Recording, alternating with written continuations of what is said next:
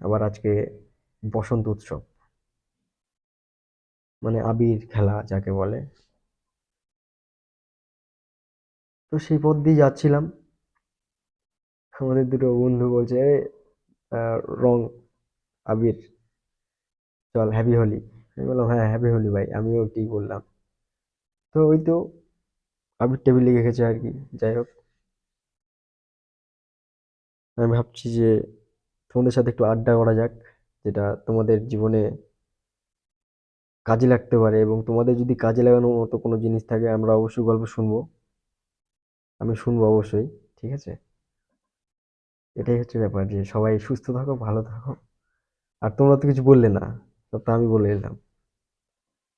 কি বলবে তোমরা? তোমরা তো ওপারে আছো, কাছের ওপারে, ফোন স্ক্রিনের ওপারে আছো তোমরা। স্ক্রিন